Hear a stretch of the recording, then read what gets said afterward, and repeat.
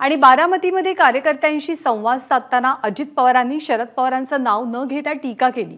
लोकसभा निवडणुकीसाठी काही लोक येतील आणि भावनिक साथ घालतील, ही शेवटची निवडणूक आहे असं म्हणतील, पण कधी शेवटची निवडणूक असेल काय माहित असं वक्तव्य अजित पवारांनी केलं होतं।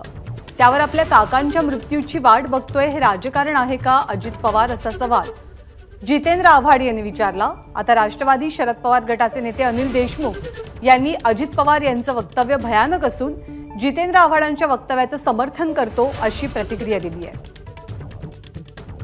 तर आव्हाडांनी सहानुभूती मिळवण्याचा केविलवाणा प्रयत्न केला अशी टीका अजित पवार गटाचे प्रवक्ते सूरज चव्हाण यांनी केली। तर अनिल देशमुख आणि सूरज चव्हाण यांनी नेमकं काय म्हटलं ते आपण पाहूया। अतिशय धक्कादायक असं विधान आहे। काल जितेंद्र आव्हाडांनी जे स्टेटमेंट दिलं त्याच्याशी मी 100% सहमत आहे की ज्या साहेबांनी ज्या शरद पवार साहेबांनी अजितदादाला इतकं मोठं केलं, समाजामध्ये स्थान दिलं, राजकीय स्थान दिलं, त्यांनी अशा पद्धतीचं वक्तव्य करणं हे अतिशय दुर्दैवी आहे।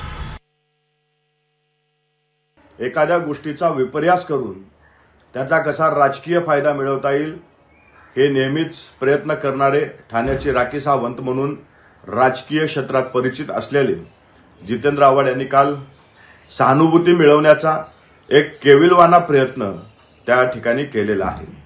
जितेंद्र आव्हाड हे राष्ट्रवादीमध्ये एखाद्याच्या घराला जर आग लागली असेल आणि त्या घरापुढे पेट्रोलचा टाकी असेल तर त्या टाकीवरती पाण्याची टाकी लिहून त्या एखाद्या व्यक्तीच्या हातात ते त्या घरावरती ओतायला लावतील आणि ते ओतल्याच्या नंतर गावभर बोबाटा करत फिरतील की यांनी घर पेटवलं आणि त्यावर आपली राजकीय पोळी भाजून घेणारं नेतृत्व म्हणजे जितेंद्र आव्हाड आहे।